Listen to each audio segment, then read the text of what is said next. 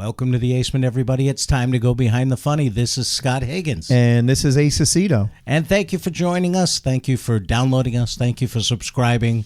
We appreciate it so very much. And if you have a moment, please give us that 5-star written review wherever you download your podcast. It's a great way to help the podcast. If you want to help us out another way, tell a friend. We all learn about podcasts from our friends' recommendations, and that's a way you can help us out by recommending us to a friend. And the last way, if you really enjoy the show, is to go to our Patreon page and become a patron. And that is at www.patreon.com/behindthefunny. And what that will get you, it's one simple giving level, $5 a month. That will get you a t-shirt or a mug, some sort of merchandise, as well as unlocking bonus content that only our patrons can access. Thank you so much for supporting us. If you want to reach out, you got a question for us, you got a comment, anything, please send us an email at behindthefunnypod@gmail.com. And now, enjoy the show.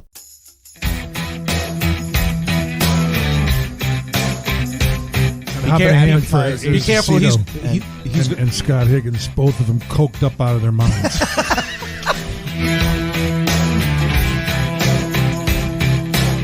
Listen to you. He's down in the basement. Yeah. Oh, I love that. I think we should call this the Acement. The Acement, yes. Yeah, what do you think there, huh? I like that. The Acement Studios. Oh. Excuse me, I'm drinking beer. Hold on a second. We usually drink bourbon on our end. Yeah, when we right. do the podcast, so That's all right. feel free to enjoy yourself. Yeah, exactly. You shoot an 8-ball if you want. We don't care, as long as it's good stories.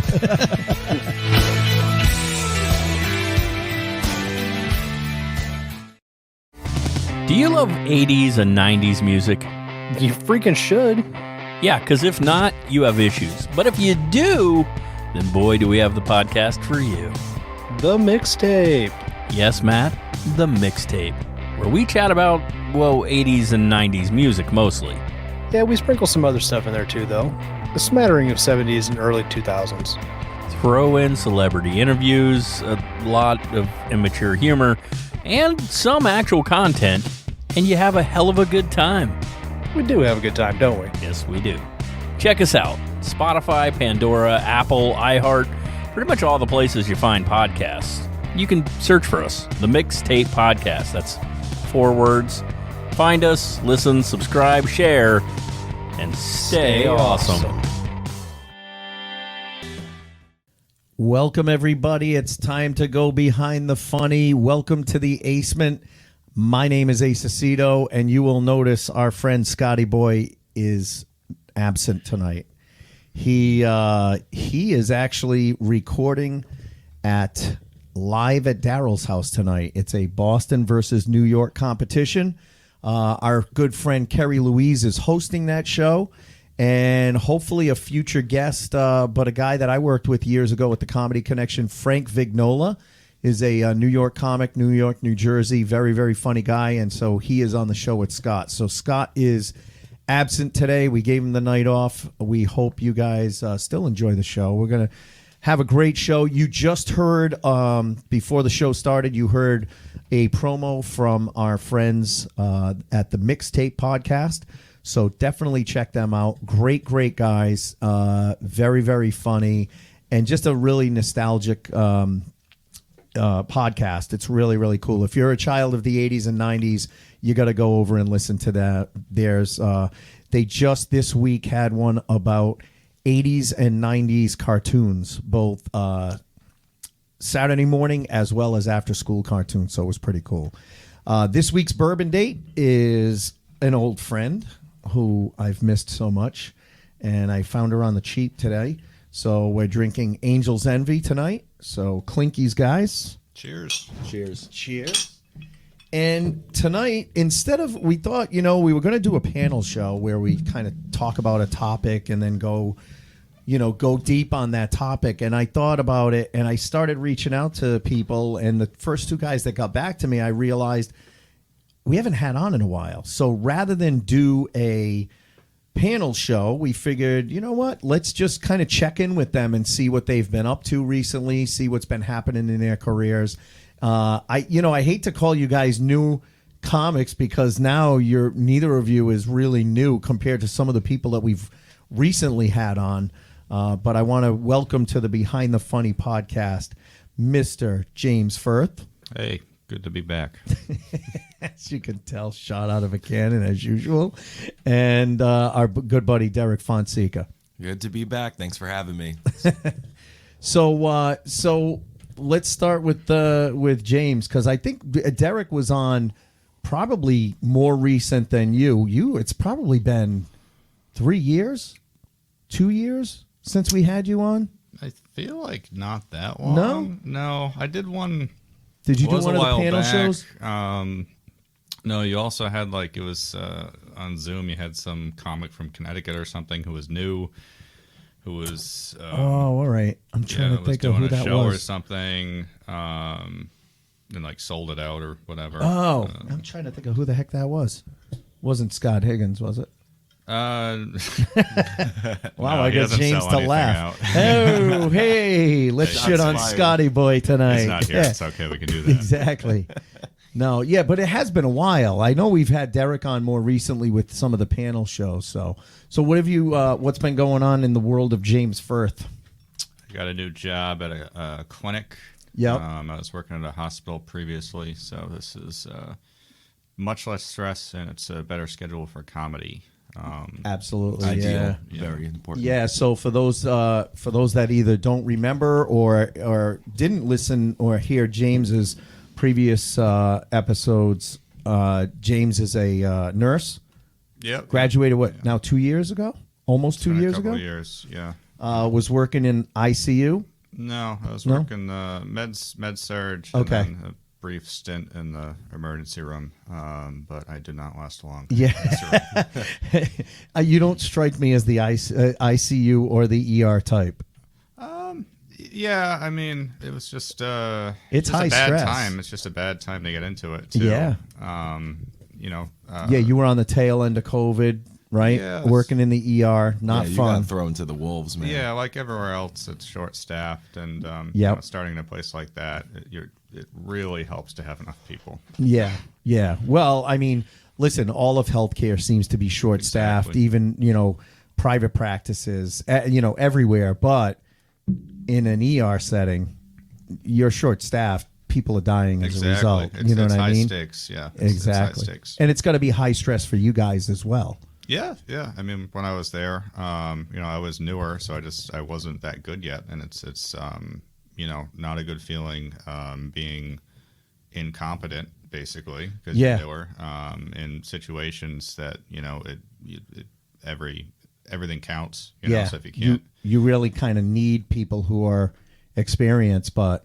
One of the side effects of this pandemic, and we were talking about it before we went live, is how much there's been an exodus out of medicine. There's not enough new doctors and nurses coming up, and there's a lot of people that either totally burnt out and changed careers mid-career. Some of them, hadn't been doing it very long and decided to leave, and then you've got a lot of people that were like, oh, yeah, pre-pandemic, they're like, oh, I got 5 more years to go. And 2 years into the pandemic, they were like, fuck this. I'm out. Yeah, I don't care. I'm not staying. It's a system, unfortunately. Yeah. It's not going to change unless the laws change. Exactly. Yeah.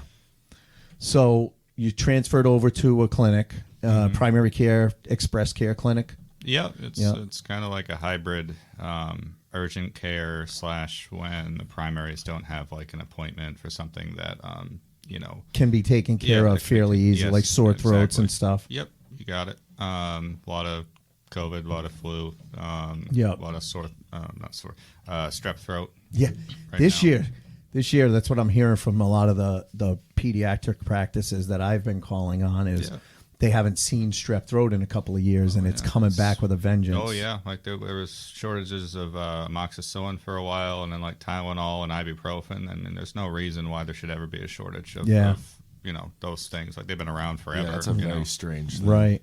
Well, again, coming from the manufacturing side, you make as much as you think you're going to need for 18 months or 2 years, whatever the shelf life on that product is, and who's thinking about, you're going by the demand over the past few years, and then all of a sudden RSV comes back and strep throat comes back and, all these other things where before everything was just COVID, maybe a little bit of flu.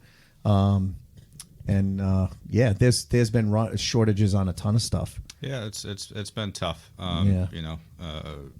Just everywhere, just getting people what they need. Yeah, exactly. And it's all the medical supplies too. Like during the pandemic, it was much worse. You couldn't get stuff that should have been easy to get or whatever. IV bags and stuff like that. Exactly, stuff that you would never think there would ever be a problem getting. You run out and it makes it tough. So now that we're all depressed on this comedy podcast, that's why Firth is so dry. Well, it's funny. Well, but I had said before we went live, I said I want to kind of see what you guys have been up to, both on your day lives, day jobs and nighttime jobs, and I knew, James being in healthcare, it's been a pretty bleak picture for healthcare workers over the past couple of years. No, absolutely. I have a lot of respect for you, James, for that. Seriously. A few other friends I know that in there, they got burnt out. They were in some tough situations. So it takes a lot to continue pushing on with that. I apprate that because I don't respect myself. Just know that somebody does, buddy. Somebody does, James. We do. We thank you for your service. We'll let you get on a plane early for that too. You should start bringing your stethoscope because I have a feeling that airlines might start doing that. Any active service members, any active healthcare workers, you can get on next. So Derrick, what have you been up to? Daytime, and then we'll get into our nighttime stuff. Yeah, so I did a career switch on my day job. Did you really? Yeah, I did get burnt out and almost killed as a diesel mechanic. Yeah, some jacks failed when I was under a truck. Oh shit! Yeah, they had a lot of then you'd end up at the ER, and guys like James are taking care of you, and you're like, "Fuck this." I did end up in the ER once, and it was for chemical burns on my eardrum. Really? Because of a fuel tank that failed while I was underneath the vehicle. And I got covered gasoline in my ears. Wow! It was excruciating pain. Basically 2 close calls with death doing that. We were all like... That'll make you change. Yeah, I was think just I'm ready to do something else. Yeah, I did not enjoy it anymore. They tried to promote me to like a management role. Yeah. And stuff like that. And I just hated it. I couldn't do it anymore by that point. Yeah, it was... And I think it was interesting for what you were saying because I think it was like a similar thing where I always felt like the management was out of touch of reality. Like, it's like the world shut down. Because they hadn't done anything, on the front lines in so long. Yeah, and I just found it interesting that, obviously not on the same level as other things, but like you're working on like trucks that are delivering the supplies and delivering stuff, and like we kept kind of going, and I just kind of, I don't know, they're like talking about numbers as if like the pandemic's not happening. They're like, oh, well, the numbers are down from this time last year. It's like, well, no shit, the fucking world shut down. So I got out of it. Yep. Say what you're going to say, though? No, I was just going to say, listen, you don't have to tell me. I've been in medical sales for 27 years, and everyone was great at the beginning of the pandemic. Hey, it's all about you and your families and being safe and stuff like that. And then all of a sudden, when they started looking at the quarterly statements, they're like, hey, you got to get in front of people. It's like, how the fuck are we supposed to get in front of people if no one will see us? Because... they're too busy taking care of sick people. Yeah. They don't have time. You try and do Zoom meetings with people and stuff like that, but you're doing the best you can. And you guys are doing the most important shit. I mean, that's like the direct contact. We're making the stuff that's helping to, we're making the amoxicillin, we're making the IV bags, So I think all around, anywhere in healthcare has really obviously been hit hard. I mean, there's a lot of moving pieces to the healthcare industry, and people if one don't of those understand. Pieces fails, and everything fails pretty much. Exactly. You learned a lot about the essential facets of society. It's like it's like a domino effect. It's not even that one fails. Even if one flounders or slows down, look what happens through the rest of the chain. Yeah, it was absolutely insane. So what did you change over to? What are you doing? I went through edible arrangements. Yeah, dude, I'm painting strawberries now. Yes. It's fantastic. I make little birds and stuff. No. I plowed through it until like early 2021. I quit and I took on, from some help with some friends, a boot camp for software development in Boston. I kind of had to take a bit of a risk. Yeah. Because I had to just quit everything straight up, pay some money and go cold turkey to Boston a little bit and just kind of bust my ass a little bit with that. But I managed to kind of do a career switch into software development. Oh, nice. So long story short, so I've been doing that since like November of 2021. It was very hard to like pull that off because career switches can be very intimidating to do. Absolutely. When you're doing something totally different than what you were before. Yeah, it was really tough to do, and then kind of because it's been a while, and especially the further away from school you are. Yeah, it's tough to go back. Yeah, and, it is, and relearn something totally different. It is. Thankfully, like the problem-solving mentality is there, and that's where it relates to before. But now that's there. Now I work from home. Yep. And I do something that's hard, but like I'm not like stressed out anymore. But I did what I did before for 10 years, so I'm proud of what I did. But it was time to move on, and I was pretty miserable. Yeah. Yeah, it's been really, really tough. I think this pandemic made a lot of people really change careers. And that's why it's funny, because you hear a lot of people say, oh, how come so many younger people don't want to work? It's not that they're not working, they're finding other things. Yeah. I mean, look, if you're on TikTok, you look at it, there's like websites and all kinds of shit where it says, here's a bunch of side hustles you can do. I mean, you can literally take a design that's in the public domain, put it on the back of a phone case, buy the phone case for $12, sell the phone case with the print on it for $25, and never have to touch that thing. Yeah. It automatically gets print on demand and drop shipped. Yeah. And you're just generating income off an Etsy page. And there's people making six figures doing that. They're finding other ways to make money. People have options, and I think also they're finding I've also found the way some people got pushed away on things. Like I remember one of the times they got a new guy who started, and he could have been like collecting unemployment, and like he was in the shop, and I overheard the management talking about wanting to fire this guy because he was slow. Yep. And it's like, look, like this guy could have been at home collecting unemployment. He's coming to work every day. And trying working. to learn, right? And he's doing his best, and he's a young dude trying to figure his stuff out. You're talking about firing him, why would you? Like, it's just the mentality of that, and for that, I can totally imagine someone like that saying, "I'm going to go do something else. I'm going to go do something else. I'll work from home." Yeah, because if someone wants to, it's crazy. So now that we've come out of the pandemic and we've been able to, and it's been a while since we've been able to start doing live shows. How have things been going in comedy? Because I like that, I wanted to start off with the day stuff because that affects what we do at night, Material comes from that. Our whole mindset comes from that, So has, how was it coming out of the pandemic for you guys, being that you were, 12 years in? Yeah, I mean, you basically lose a year, but technically I started in 2010, 2011. So we're around that now. So you're about 12 years in. James, you were 4 years in, 3 years in? Yeah, it was about 4. And then the pandemic hit? Yeah. So, you're 6 years in, but you're really 4.5, 5, What was it like coming back out? Did you feel you had to kind of reestablish yourself with people, or was it easy? Did you find you were working for different people, or Yeah, you do have to reestablish yourself because you haven't seen these people in a very long time. You're out of sight, you're out of mind. Right. So you have to. But we were all out of sight. Yeah, exactly. That's the thing. And I didn't talk to people, outside of comedy, during the pandemic. So I go to open mics to socialize or whatever. Right. I didn't, really keep in touch with many people. I did have to reestablish myself, but I definitely hit the ground running, and it's been going really well for me. Yeah. What are some of the things that have been going on? Well, I've been hosting a lot more weekends, which is good. Yep. I've been able to really build time in a serious way, and I've been progressing. I've gotten a lot funnier, and hopefully I'll be able to feature soon.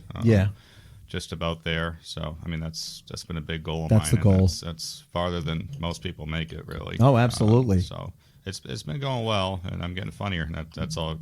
That's what That's what I matters. want. Well, and listen, a lot of people, and we've talked about it on the show before, a lot of people think hosting is just the newest person. No. You have to get good at hosting. You have to. You set the tone for that whole show. Yeah.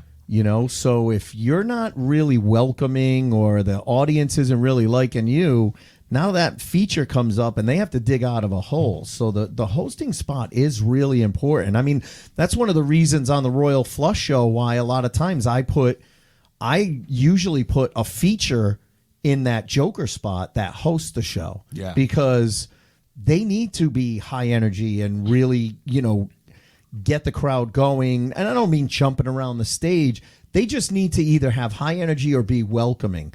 The audience has to like them because if they like them, they're going to like everyone else. If they don't like them, everyone else has to dig out. You know? A bad host can tank the show completely. Absolutely.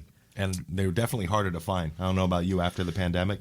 Yeah. Good hosts were hard to find. Yeah. Because you can't socialize. Like, people are just fucking weird after. Yeah. Yeah. Like, it's Yeah. tough. You can't talk about anything because people are going to go off the deep end on politics or You'd some get on a show view. and they'd have someone hosting that was like, what are you doing? Like, either Yeah. they were making it all about them, like treating it like they were headlining, Yeah. or they just didn't know how to do it. It was very strange. And Well, it I was- think, from my perspective, being someone who has been headlining for a while and now booking shows for a while, it's hard because I don't want to be like the bookers that used to pigeonhole me. Well, Ace is new.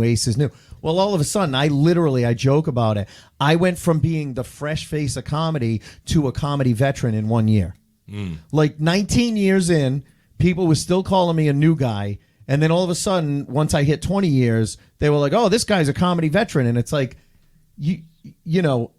I don't want to pigeonhole people. So like for Derrick, for a long time, I was like, yeah, Derrick, can you host this show? And then I'm like, I'm holding this kid back just like other people held me back.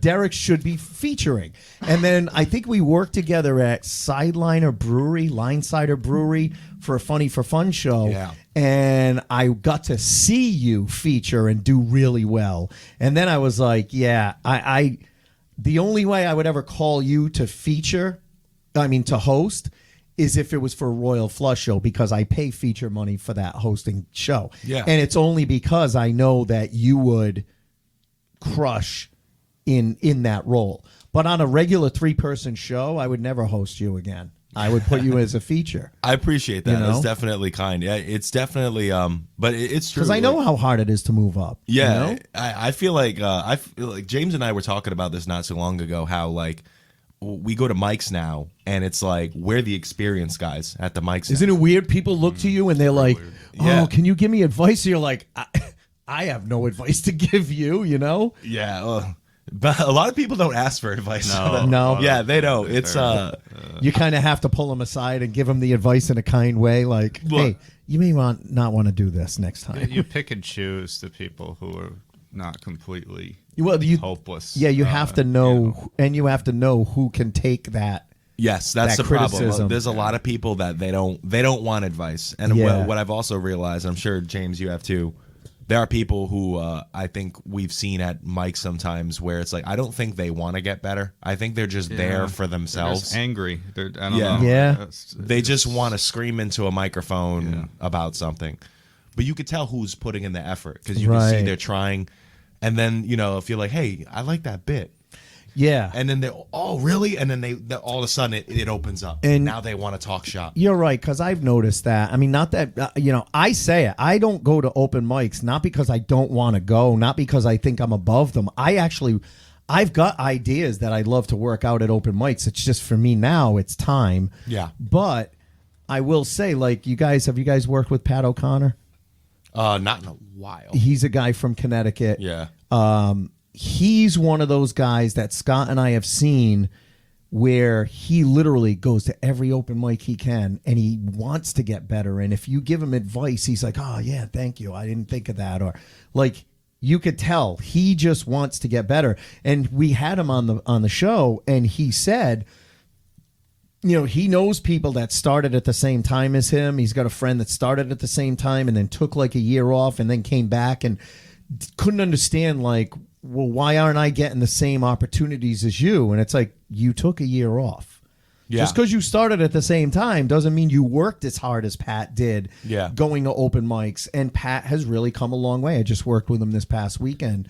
I worked with him in Putnam, Connecticut, which is his hometown, so they loved him. Yeah. But he works at it, and he takes advice and criticism and works on it. It's important to have that because I think it's I don't know, like James, you're like, there's people that like they couldn't get out, so there was like I don't know if like it was like I just feel like you could be at a mic, right, and you could have like.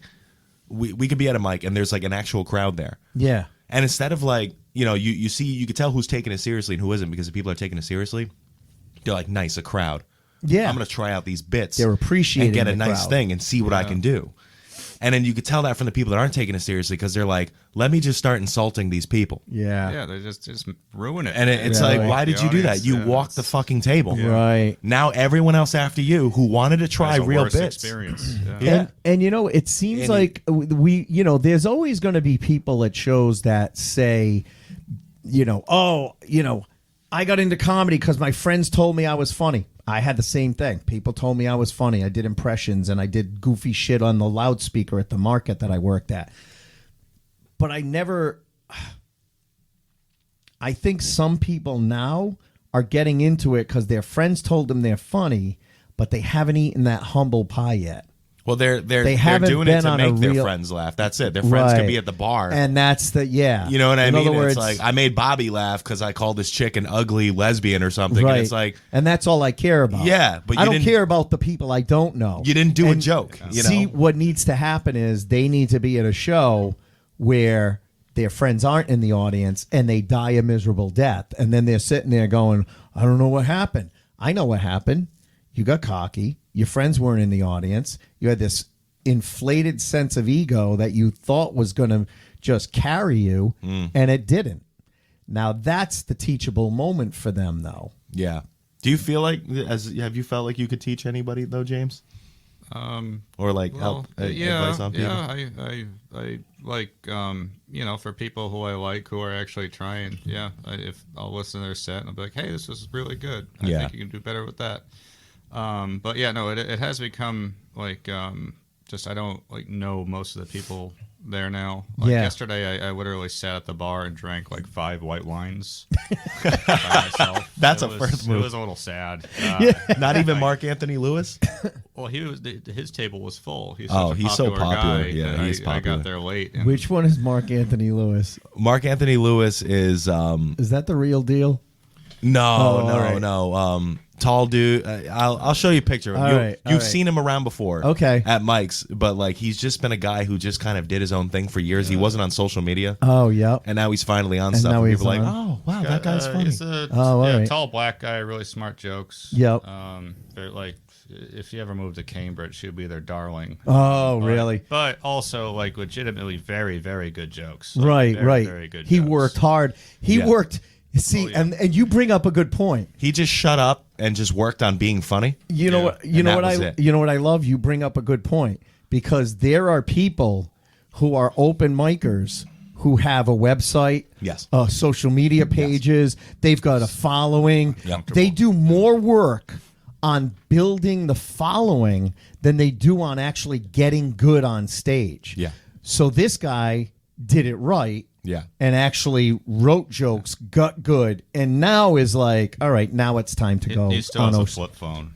Oh, really? Yeah, dude, he uses a Nokia Razr. No. Yeah, oh, my God. How old is he? Is he a young guy, or? He's in his 30s. All right, yeah, that's young for me. But. Yeah. Well, what I mean is, like, he's not like a hipster, like, 21-year-old, but he's not like, he's not like some guy that's like, I don't use those new technology. He is a hipster, but he's not like a douchebag. Yeah, he's not a douchebag hipster. He does his own thing. Yeah.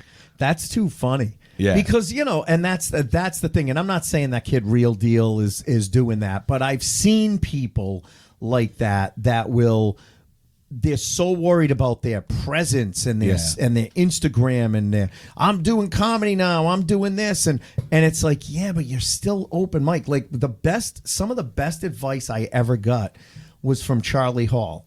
And this is in the heyday. This is in like 89 when there was a lot of, clubs around and rooms and it wasn't like, and clubs were a meritocracy. But it wasn't like all bar shows and all bar open mics. Like there were legitimate open mics on a Wednesday night that would get 100 people, not just comics, actual people to come and see who's the next rising star. And Charlie said it. He said, I'm going to give you some advice. You're going to see a lot of people that come down from Boston. You're going to have a lot of people that go up to Boston. My advice to you is get good here in Providence. The reason for that is you want to work it out and get good here so that when you go to Boston, you stand out away from all of the other open micers who are starting in Boston. Right. And that was the best advice. I started in 89. I don't think I went up to Boston until 91 or 92.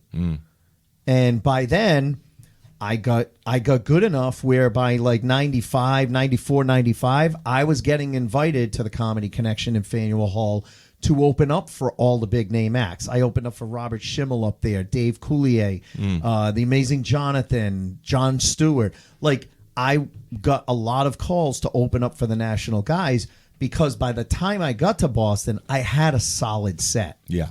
I wasn't just working it out at the open mics. So I think that guy is taking the right approach. I mean, I don't know about the Nokia phone, but but to get good first, work harder at getting funny than getting famous. I feel like I've tried to work on that over the years of like I started and because like you met me when I was like 17 years old, right? And like when we look at like appropriate, okay. Yeah, no, I was bar backing at the Comedy Connection, but the thing is it's like those first few years, I felt like I was just growing up as a person.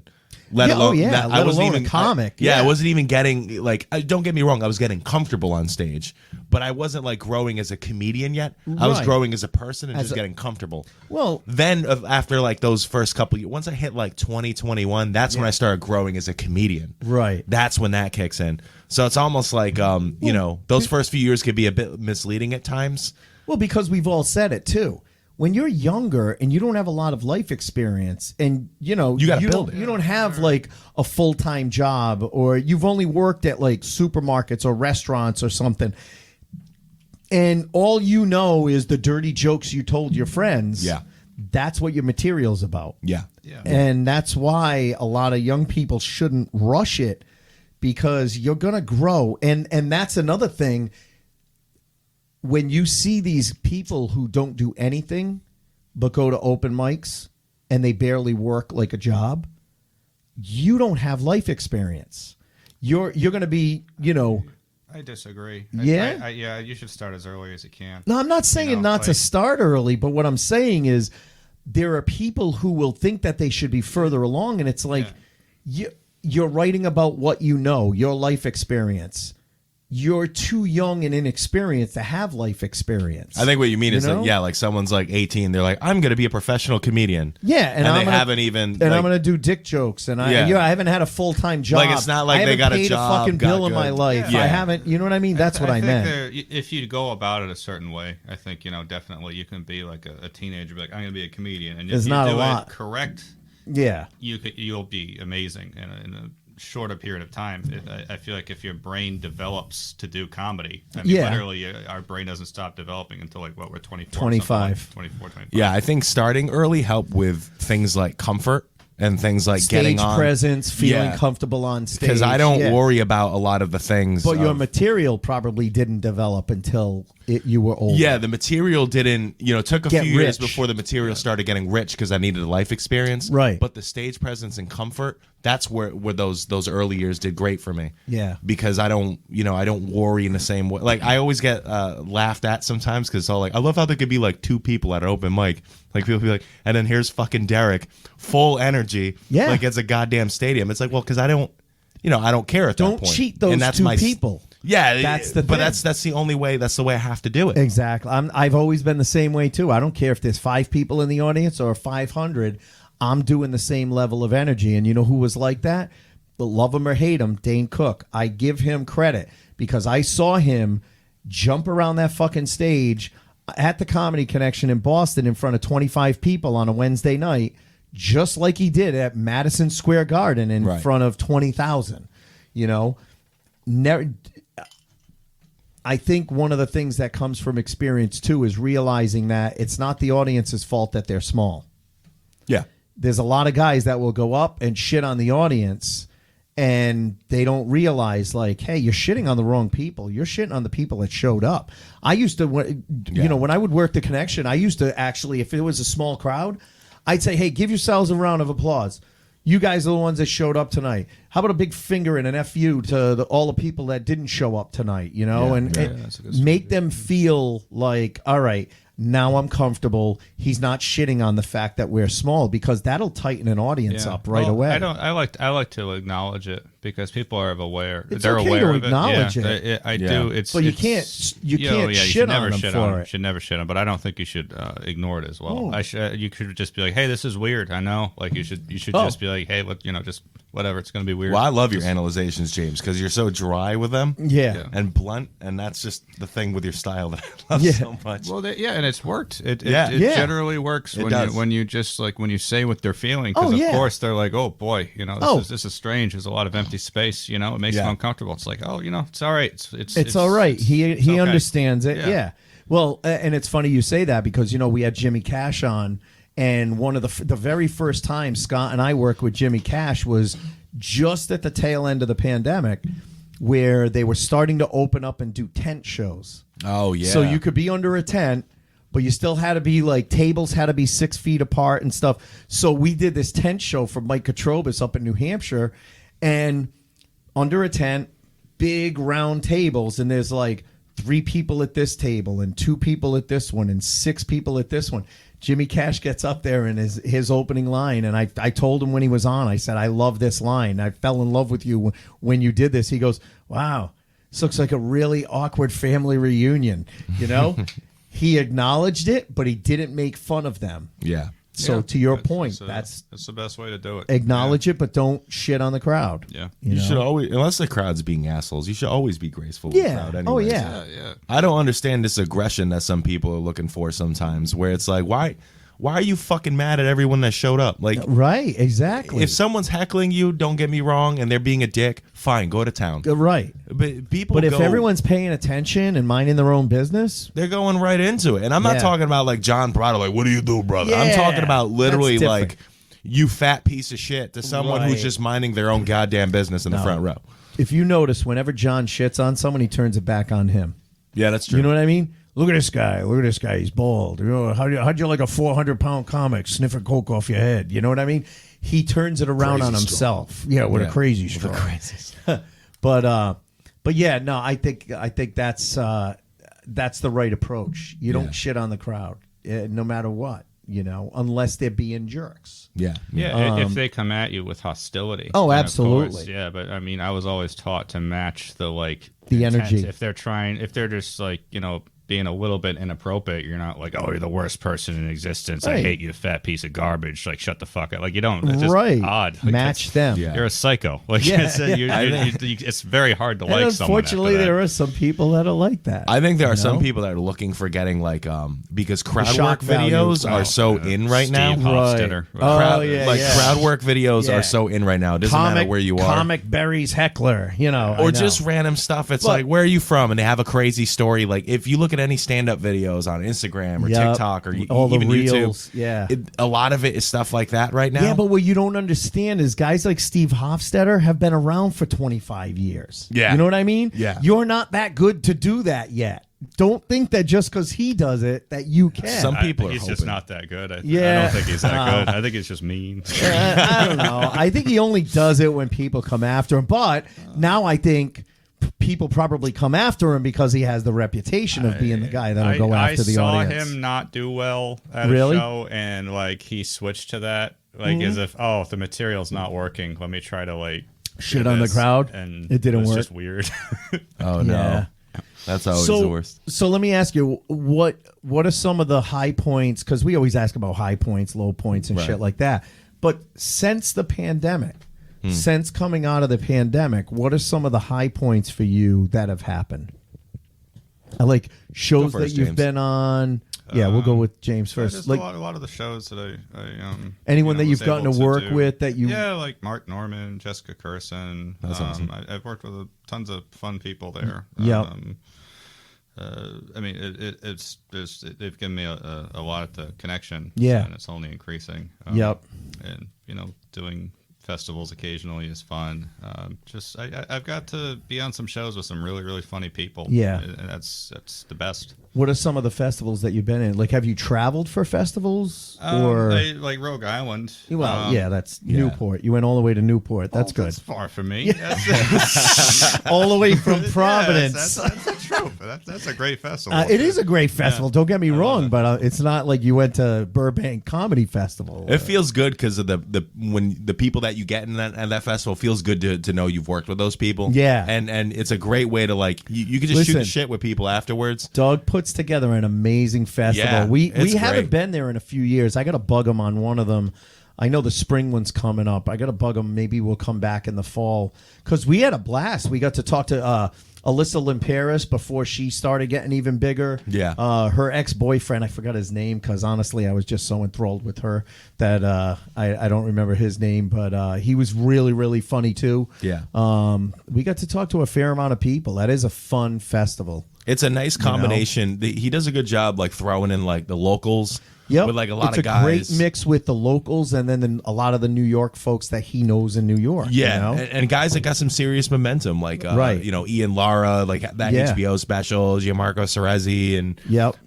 Even like people that he just did a seems spot to get blown up. people like right before they get some special or start to really pick up. Yeah, you know, he can pick out a good comic. Yeah. And his reputation stands well because I've had not too much stuff, but every now and then I get out to New York, and I was at Grizzly Pear and just shooting the shit with some comics. They're like, "So where are you from?" And, Rhode Island. Oh, do you know and, Doug? And they're like, "Yeah, you know Doug." I think that's great though. Yeah. I like that because people know. They always say, Doug's a good guy. yeah. That yeah. It's nice that there's someone that's like this dude who's like a good ambassador for comics in this area. Yeah. I think that's great. I think that's nice that people I are like, agree. Doug, that's cool. Yep. It's just a nice way to open a door. Yeah. That's good stuff. No, I agree. Listen, there needs to be I more had- people like that. I had Doug on the very second Royal Flush show, the first one that we did at Newport Grand. Yeah. he was on it. He was awesome. He's in the promo video for the Royal Flush, Oh, the that's one that's great. on YouTube. Yeah. I think like you need those ambassadors, don't you think? Oh, James? yeah. Those type of people. I can't do it. Yeah. Because like you know what, when we were starting, like I was thinking about this not so long. It's like every now and then maybe I'd see you at a mic, but you'd see like you might see Murray at a mic, but you see like Brian Bowden at a mic and Derrick Furtado at a mic, and Yep. like a lot of really experienced guys would be at mics, and that was Yeah. kind of cool because they would give people advice, but Right. also if they were on stage, you kind of had something to like. Emulate. I need to be like that. Right. Like I need to have someone to that look kind of up to. presence. Like I want to work hard enough to get like them. Yeah. Yeah. And now it's like, I'm not saying I'm that guy, but it's like, what do I do? Like, I'm the most experienced guy. Do I have to be that guy? Yeah. That's what's crazy. Kind 'cause of you by don't- default. Yeah. You kind of do. But then some people still think I'm 12, Yeah. Well, listen, dude. People thought I was 12 until I was in my 40s, so don't feel bad. Hey, it means know? you aged well, though. Yeah. I don't feel it now. I don't want to sound like an old person, but they just got no respect. Yeah. They don't got no respect. No, you're right. You're right. I think there's a generation right now, and I don't know why. I hate to keep going back to the pandemic, but I wonder if that has something to do with it on why. Maybe because they grew up doing, coming out of the pandemic and just not having the etiquette that you're kind of taught at an open mic. Like if you ever Yeah, were maybe. cocky to someone like Brian or Derrick, they put you in your place. You know what I mean? Well, yeah, They'd definitely. be like, who the fuck do you think you are? Yeah. As they should, as anyone should, Yeah. There was a situation where like this guy who I'd never seen before cut everyone in line in the open mic. So Really? Yeah, and it made me like extremely angry to the point where I annoyed everyone else at the mic, telling them how much it annoyed me. It annoyed you? Yeah. Yeah, but people did recognize that. They were like, "Why is this guy being a fucking dick?" And I And tried was to he be a newer nice to him. guy, He or- was. I tried to be nice to him. I was like, "Hey, you can't do that." And then Yeah. he was a dick back. So Really? I made fun of him on Oh, stage. I want you to spill the tea and after this. Then he quit. Did he? Yeah, fuck him. They always quit comedy? A lot of guys like well, that. because quit, dude. you know what it is? Because they get into comedy because their friends tell them they're funny, and they are put up on a pedestal among their friends. And then they realize, no, you're not anything fucking special when you get to these open You wait mics. in line like everybody Yeah, else. It's not fair to exactly. them. They were here before you. Dude, there are Right. people that start You're now. not Chris Rock or calm bumping down. someone. Yeah. Yeah. People will start now, get a girlfriend, quit, and then get dumped, Oh, and then yeah. they start doing And then comedy they or start something, doing it again. or like some kind of crazy shit. And it's just Yeah. like, do you want to be a funny comedian, or are you just here to like Pick up I don't girls. understand. They just need something. That's the thing. Yeah. Yeah, they need a They need hobby. an ego boost. They like the girlfriend better than comedy. When they can't get the girlfriend, they do the comedy. Right. You know? It's an ego boost thing. It's all about ego. They don't like comedy. They like what comedy brings. Dude, them. honestly, it's funny. Like, there have been times where I've walked into Parada shows on a Sunday at the Comedy Park, Okay. and he's like, "Hey, brother, you want to go up?" And I'm like, "Nah, that's all right. You got plenty of comics. You know what I mean? We all know there's plenty of comics on the show. You don't need me. Yeah, yeah. You know, Brother, I'm not, we need and I you, would brother. never. I would never. If I go, let's put it this way: if I show up at an open mic, I just want a spot. Yeah, definitely. You don't have to yeah. put me on first, middle, last. Put me on wherever you want. I'm Yeah. just here to hang, to get to know people who I don't know, have a good time, and work out some new material. Yeah. You know? Yeah. If you need to cut the line at an open mic, then don't go that night. Well, yeah. I mean, You know? it's a very strange thing. There's been a few things that have, kind of moved things up.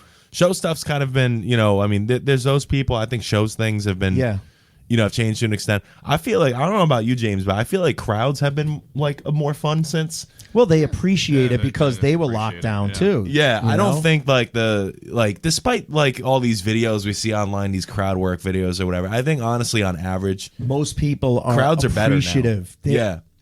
They're excited to come out and interact with people and get back to this. And I predicted it when we started coming out of it. I said, I'm going to tell you right now, the first year out of COVID, bands are going to be busier than they ever were, and comics are going to be busier.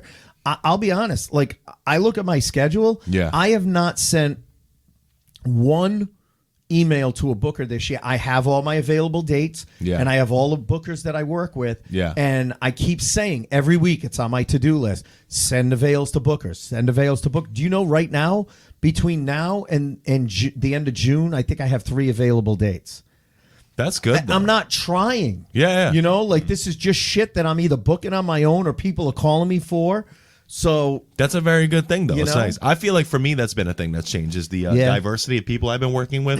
Yep. I think that's been fun because I think prior it was mostly like stuff at the Connection. Yep. A few people that I did like shows with like kind of locally, and then like Funny for Fun stuff. Yep. Was kind of like that balance on things. Yeah.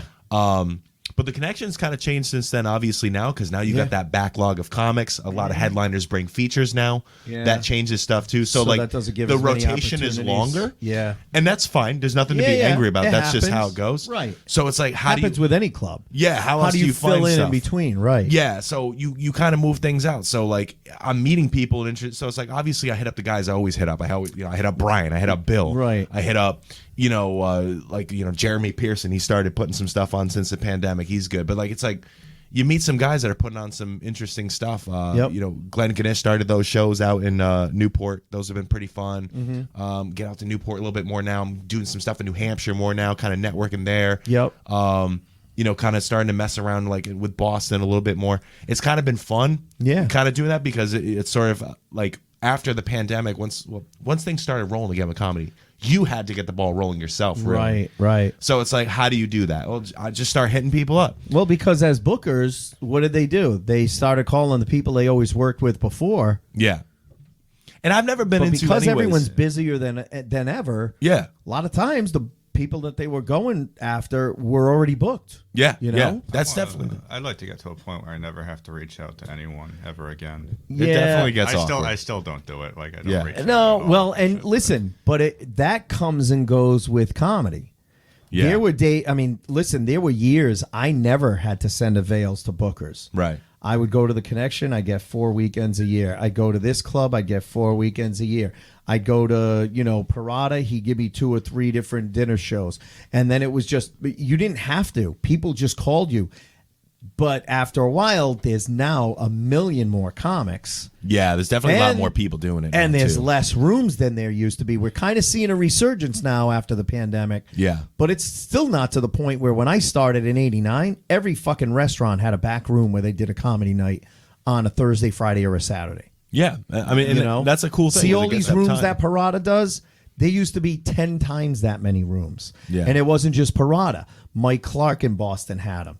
Billy Downs in Boston had them. Yeah. Charlie Hall down here. Barry Katz had a couple of rooms, around here. Yeah. So it depends on how big I'll say the comedy galaxy is too. Yeah. But now the galaxy is shrunken and the available comics have increased. That's why it's good to expand horizons, I feel. Yeah. Because I've never been a guy that's been into the whole, and it's always a thing I've noticed over, the years doing comedy is, I don't know why people worry so much about who works with this guy or who works with that guy or who does rooms with this person or that one. I've always been get as much stage time as you can because that's the way I was taught. Right. But you know what it is, Derek? It's because of our ego. Regardless, I was talking about ego. Yeah. Listen, we all have an ego. I don't care how cool and down to earth a comic you are. You have an ego. If you can get up on stage to make people laugh, you have an ego.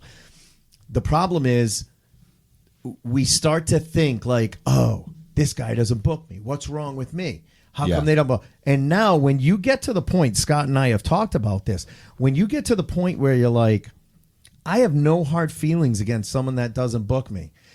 As long as they understand, just because you don't book me doesn't mean I don't get booked. I get plenty of work. Just because you don't book me, that's fine. I'm going to go and do my own thing. And I remember reading a quote right after the pandemic, and I don't remember who said it, but they said, don't worry about the people that don't book you. Worry about making the people that do book you happy with your work. Yeah, I think that's a fair what's way of going to looking get at you things. more work. And both of us have been working more than ever as a result. I just think what the great thing about it too is the weirdest thing to me about people worrying about those types of things or worrying about what comics work with whoever. It's who cares about who Joe Blow works with? Is Joe Blow a dick and is Joe Blow funny? That's all that matters. Right. For me, I actually think it's a sometimes great they thing. are a dick. and if Joe funny. Blow's a dick, You know what I mean? then Joe Blow's a dick. That's a different Right. story. Yeah. But what I find is the more you get up, Part of how much of a dick you can be. Yeah.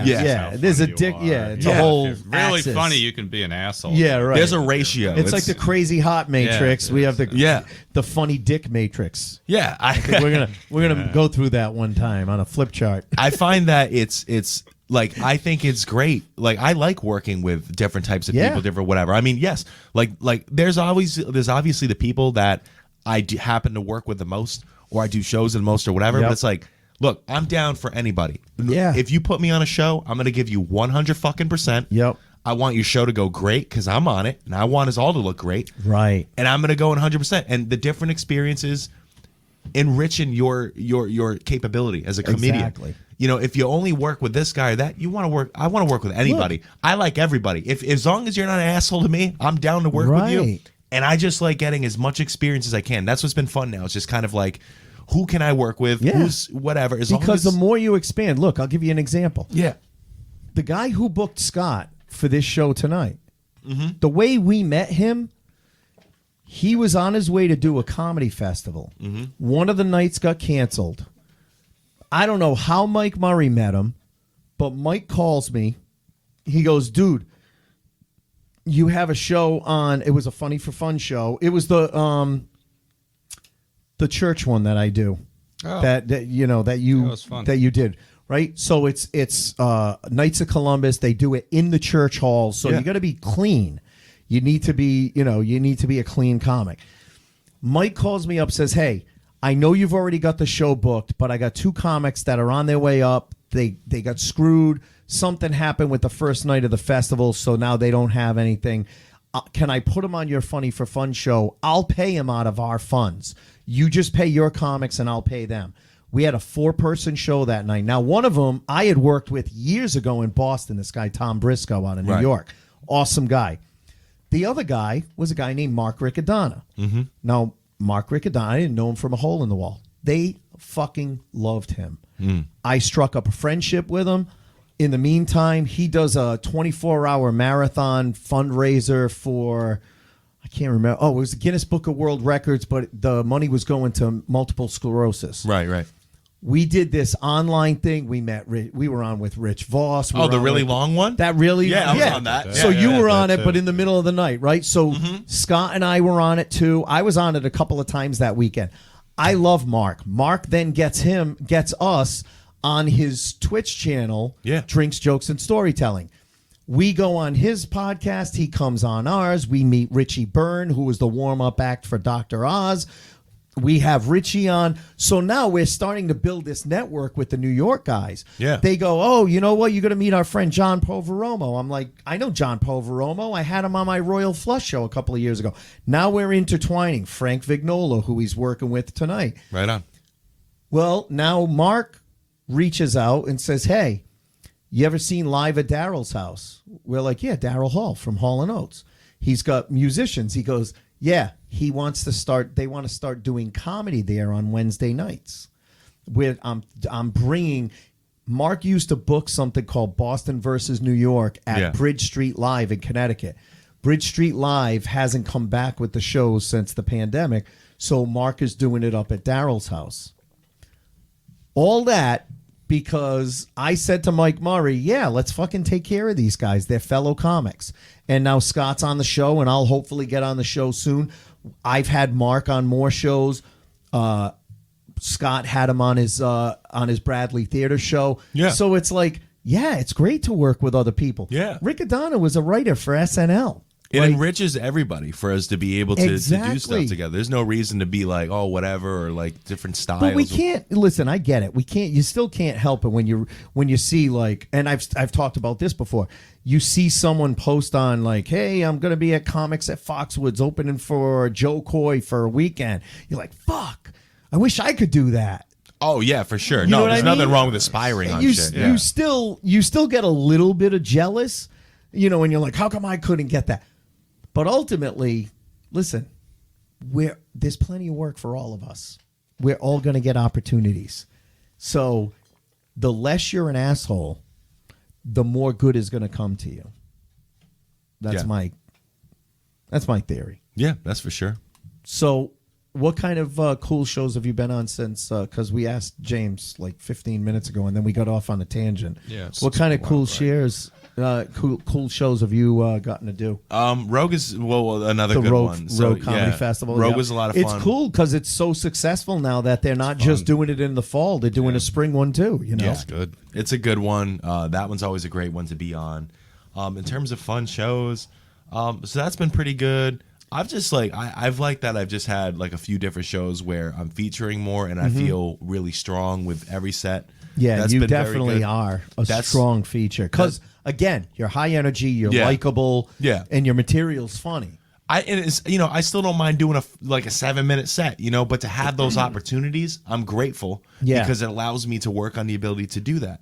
That's awesome. So I mean, I guess it's not just one show; it's just stuff in general. But like, I did one where I got to open for Linda Belt. That was great. Yeah, and she's throwing me some stuff. I'm gonna be opening for her on some other events. Linda's awesome too. That's killer. It's thank you. And that's in Connecticut. You know what I mean? She's just a great time to do stuff. I fucking love Linda. That's been fun. Networking with some guys from New York has been cool on some of the local stuff around here where they come down because again, they'll be like, oh well, come check out my show, Grizzly Pear or whatever. And they put you on. Yep. That's nice because I think the fun thing about some of those is it's post-pandemic, finally getting back out to New York, and I'm trying out some stuff, and people in the crowd are, you got New Yorkers, but you got people from Texas, you got people from Scotland, you got people from Iran. They're all laughing. Exactly. That's good. Your stuff makes sense. It's relatable to a wide audience, right? Yeah, and the thing is that's a spot, right? Like, when you're in an environment like that, like people around comedy a lot. So Yeah. if you can get that kind of affirmation, that's good. Yeah, it's not like one thing that necessarily stands out. That's, just kind of it. I mean, I guess I don't know. think we're all just really happy to be back to doing comedy. I'm just happy for to be live doing audiences, comedy. right? Yeah, that's been nice, really it. I mean, there's been stuff I did like after the pandemic, but I think I've been on the podcast since then. Yeah. So like Mike, Yeah. like like Mike Vecchione has been great. Like he was Oh, yeah. really nice, and Katie Hannigan, and she's been on Late Night since and stuff Yep. like that. But Actually, a fun story about Mike Vecchione. I have his album in my car, right? Uh-huh. Oh, dude, on nice. iTunes. And the thing is, like, when you first connect to the car, iTunes automatically plays on your phone. Yeah. And that's the only thing that I have Oh, really? on my iTunes. So it just comes on it every plays time? Mike Vecchione's album every That's single time I turn on my hilarious. car. And I don't hate it enough to, like, delete it. Yeah, It's so like, Mike- I've just Mike- gotten used to it. Mike Vecchione has actually made 47 cents off of the 4,000 plays that you've played on his album. I have Because I get a royalty check from Pandora and all that every once in a while. Like every That's 6 months, I get like $50 because they pay you like 0.0000001 cent for every play of one of your bits. something. Like I said, it's like $50 every it 6 adds up, months. Yeah. Yeah. It adds up over 20 years, but yeah. Got a nice little nest egg there. Yeah. I could retire next year. Yeah. So I think it's just been fun. Like it's just been that. Yeah. It's just been a lot of fun shows, different places, different people. So have you guys had any, because, we always ask about funny bad gigs. Have you guys had any funny bad gigs since the pandemic, since we've come back? Anything that stands out where you're like, oh, my God, yeah, there still is shit shows in comedy? I mean, I'll say going to an open mic now is Yeah. worse than it's ever been for me. Yeah. Yeah. Because again, I don't know anybody there. Yeah. So Yeah. I'm not a very It's social crazy. guy. I'm very awkward. No? Yeah. Are you? But you really? know- Hadn't noticed. I will tell you though, as an outgoing person, I feel your sentiment even as that though. I agree with you, and even as an outgoing person, there's people that is like, I don't want to fucking talk to like, Yeah. and it's not an arrogance thing. It's not an arrogance thing. It's No, just, no. It's I just- like people that are they want to like They I'm wanna here for do comedy. good. Yeah. There's people that are not there for comity. They're there for attention. Yeah. Have either of you guys done Poppy Champlin's Pump House? No, I gotta It's get a on that. great I gotta gig. reach out. It's a great gig. I haven't seen Poppy since she It's- headlined Comedy Connection like years ago. It's so much fun. She does this show at the Pump House in South Kingstown. I think it's a Thursday night show. Cool. It's a lot of fun. Great audience, really caring, homey feel. Yeah. The stage is fantastic. She actually records every set, so you'll get a little recording of your set as well. Oh, that's killer. Yeah, you should reach out to her I've because heard she's she's very funny and she's very nice. awesome. Which Oh, is she best is actually combination. right. She's actually she should have been in earlier, but she's the next inductee into the Rhode Island Comedy Hall of Fame. So I believe it's May 12th at the Comedy Park. They're going to be doing it. But yeah, Poppy Champlin's amazing. We had her on the show. God, it was probably season 2, and man, some of the stories that she told, like she moved out to L.A. She got signed with someone. The guy was like, yeah, you know what? You're really good. I'll tell you what. I want you to go out on the road, do this road gig for like 3 weeks, all through like the deserts of Nevada and up through like Washington and Oregon, and then come back, and it'll kind of help you with, with building something, and then we'll take a look at you and we'll figure out what we want to develop. She got back. The guy had killed himself by the time she got back. Jesus Damn. Christ. Talk about like shit luck. Yeah. Yeah. So, that's- I oof. mean, she has worked through some crazy, crazy times. Yeah, that is. And she is one of the funniest, most outgoing, crazy. I had her on my last Royal Flush show. She crushed. I mean, it was a great show. We had, it was me. Oh shit! Who the hell dealt? Oh, I had Frank O'Donnell was the Joker. Okay. Shit! I'm So is that the highest level? How does that? no. So the Joker typically. This is the host. There's two versions of it.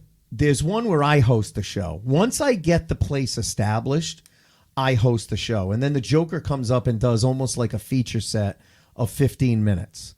Then the Jack is usually 5 to 7 minutes. And then the Queen and the King are both headliners, and they do 30 minutes each. So everyone that's on the show is working to a level that they don't have to do as much time as they're used to doing. Like when people say to me, I've had people approach me and go, I could be the queen. You know, I've got 30 minutes of material. And it's like, but I want someone who's got 55 minutes of material, crushes every time, and does their best 30 for that crowd. Or you could have a show where you have 32 of diamonds on. Yeah. That ain't going to happen. Yeah.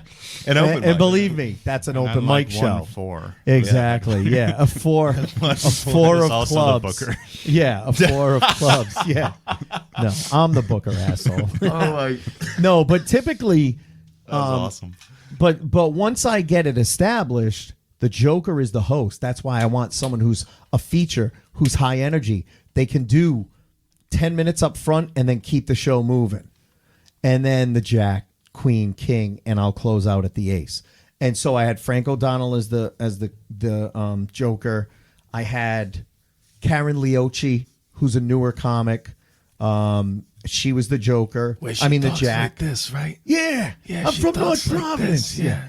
And then I had Charlie Hall as the King. Okay. Poppy Champlin as the Queen, and obviously Is I she was Al the Ace. Pacino? No. It just sounds like it sometimes. She's I love. You know what though? For a newer comic, she's one of the people that has stood out to me because her stage presence is amazing. She's gonna work on her material, and fine tune it and get it a little bit. You know, some of it's a little like obvious stuff that we've all said in the past, but there's talent there. I do like her voice, I like her descriptions because I saw her at open mic. She's like, I just love this room. I just want to hug it. Mm-hmm. That's what she says. She says that to me. Ace, I just love you. I just want to pick you up and hug you. Because she's like 6 feet tall, so she could pick me up and hug me. And she sounds like Val Kilmer in the movie Top Gun. Yes. Maverick, Yeah. so. No. She doesn't sound like this. No. She just has a little bit of a raspy voice. But that was a great show. Yeah. And that sounds Poppy good. fucking crushed. She crushed. So, yeah, I mean that's what that's what my goal of the Royal Flush is, that it leaves everyone wanting more from every comic. So if you're a comic that has 30 minutes, you're not getting a Queen or King spot. Yeah. You're getting the Joker spot. Yeah. And if you have 15 minutes, you're probably going to get the Jack spot. You know, because I want you to do your best 5 to 7. Yeah. Or even if you have 10, you're doing 5. I feel like no matter how much time you have, you should never act like you're too good for a good 7-minute set. No, because exactly. you can do a lot of damage with a 7-minute Of set. course, yeah. I went up at an open mic, and this is one place I don't even give a shit that, because I'll never step foot in the fucking place again. We did a showcase. It wasn't an open mic. It was a showcase at a place in West Warwick. Okay. Have you done it? It'll come back to you. Is it called JJ's? No, but it'll come back to you. Begin with an M? It begins with a B, and it will come back to you in an Australian way. Oh, okay. What comes back to you in an Boomerang. Yeah. Yes. Yeah. So we did that. Uh-huh. And when I tell you, so I did a showcase there. It went great. Actually, what was scary, we've told a story on the podcast before. I was online. I was signed up to do it, but I was running late. So I wasn't sure, but I texted them. I said, yeah, I'll definitely come in. Scott and Rhonda Corey were also on the show, and then a bunch of open micers. I walk in, and there is quite possibly the most offensive comic I've ever seen on stage doing jokes. And I'm like, oh, what is this going to be like? And then I'm walking in. Oh, no, that was an open mic. I'll get to that. I'm walking in, and the guy hosting goes, all right, your next guy, I think he's here. Yeah, he just walked in. I hadn't even gotten a chance to get a fucking soda at the bar. Like, I'm literally walking in the door, and the guy goes, Ace Aceto. And he introduces me, and Rhonda and Scott are laughing like assholes in the corner because I'm like, I didn't even get a chance to, I was going to sit, figure out, all right, what do I want to try? And I did some stuff that was retired stuff. Okay. Stuff that I used to do all the time that I retired that I'm like, you know what? It's not dated. Talking about the Olympics isn't dated. The trying to Olympics remix it. still come around. Just remix it, yeah. I ended up doing it. I got off stage and it went great. I got off stage. I was like, Scott, how long was I up there? I felt like it was like 4 minutes. He goes, dude, you did like 12, 13 minutes. I was like, all right, well, that's good. At least I know that's another 12 or 13 I could throw in. Yeah. But I went back there for an open mic. I have known Eddie Galvin for 34 years. Fucking Diet Coke. I have never seen Eddie get so frustrated that he was like, you know what? Fuck this. I'm out. Wow. Because the owner got so trashed that he didn't even realize there was a show going on in his own fucking place. That's awesome. This guy was like, you've been in Boomerangs, right? Have you been in? Oh, all right. Yeah. So the stage is here, and then there's like this, you go to, the bar is here, and then across from the bar is this little alcove where there's like 2 or 3 tables. So the tables are around the corner from the stage. Usually there's mostly comics hanging there. And then the whole restaurant is in front of the stage. This guy was so loud talking to his friend. He was louder than Eddie on the microphone. Then he went and grabbed the microphone out of Eddie's hand and started fucking with him. And he goes, you know what? I don't need this. Fuck this. Eddie killed a guy. Yeah. Yeah. And he's not afraid to tell you. I wouldn't screw I fuck wouldn't guy. kill the guy. I wouldn't fuck with it. I don't know how this guy is still alive, because if I haven't killed a guy and I wanted to fucking kill the guy. Yeah. I've never stepped foot in there again. I never will. I was actually at a restaurant in Warwick a couple of months ago, and as I'm sitting there at the bar, I'm eating and I'm talking to the bartender, and I go, I fucking hate that guy at the end of the bar. She goes, really? I go, yeah, he owns Boomerangs down the street. And I said, he's just an asshole. She goes, yeah, he comes in here all the time. He's an asshole. I don't have respect for people. You want comedy to bring people into your place, and then you're going to chase. There was a cocked out of her mind lady at the bar screaming at him to shut up. She was cocked. She should have been heckling. Shout out to She her. was pissed off, and Yeah. she ended up leaving the show early. It actually definitely takes that. Like when it comes to building up a show, like at a spot, I feel like you got to have an owner. It takes a while. that's You have to into have it. a supportive owner. Yeah, you can't. Yeah. Like I don't think Jeremy would have built up what he built up at the George, like that fun show over there, if the owner wasn't like really down for it. 'Cause Yeah. it's on Washington Street in downtown Providence. It's like a Cool good room. Really Yeah. cool room. really I awesome haven't- room.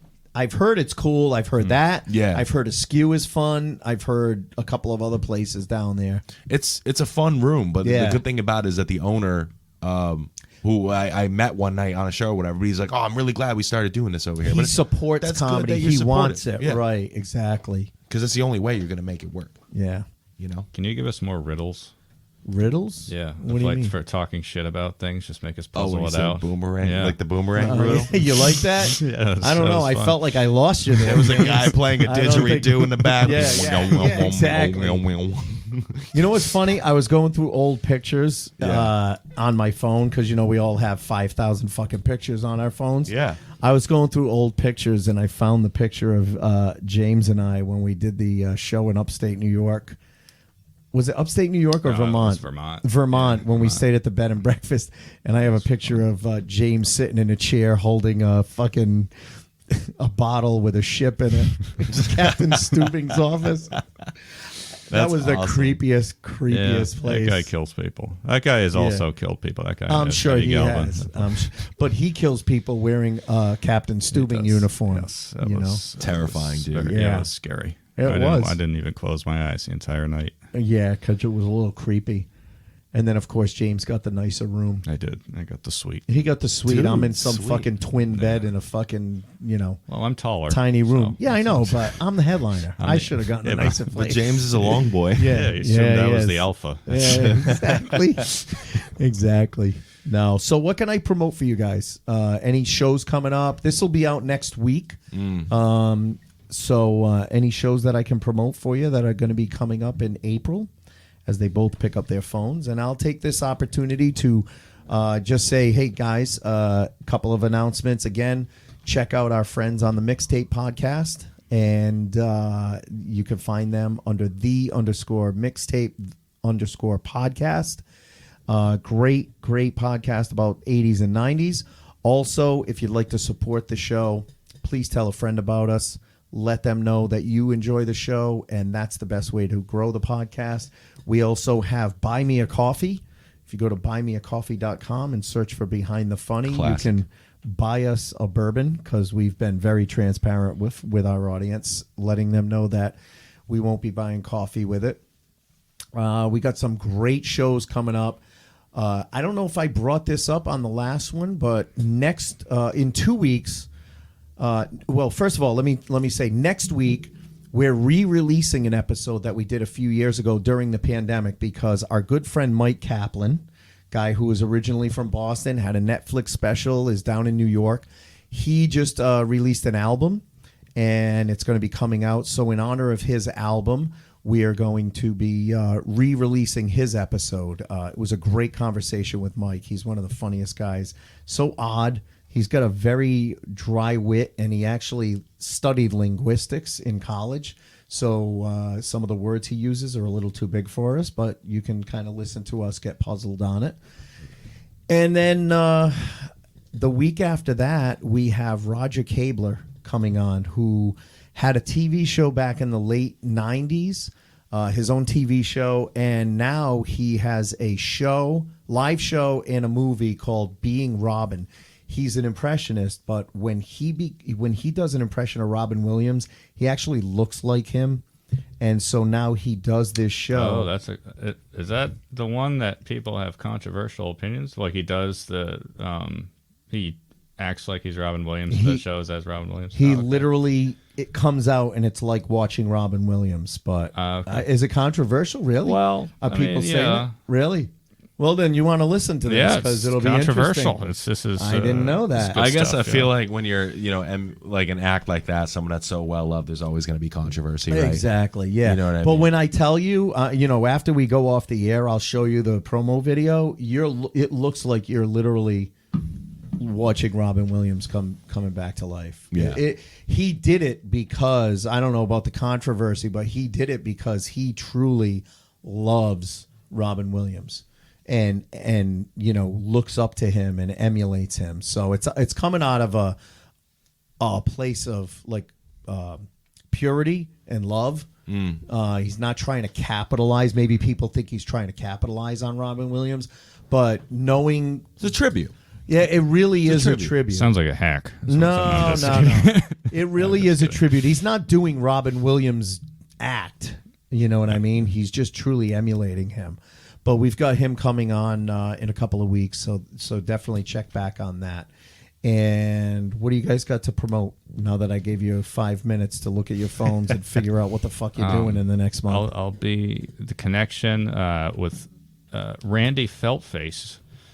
Randy Felt. You're opening up for a puppet. You're opening up for England a puppet act. Okay. On Cinco de Mayo, and then in June and July, I'll be in Maine and New Hampshire with Bob Marley. Oh, nice. That's awesome. You dink. Big congrats on that, by the way. That's awesome. I love Bob. How about you, Derrick? So spending half of April outside of the country. So that's right. You're going back to Portugal, right? Going to Portugal, nice. Yes. I'll be out for a little bit, but I do have in Connecticut. I'm doing a show with Linda Belt on Saturday, April 15th. Tax day. Yep. Yeah, that'll be good. So he's not going to do his act. He's just going to do his taxes just before the deadline.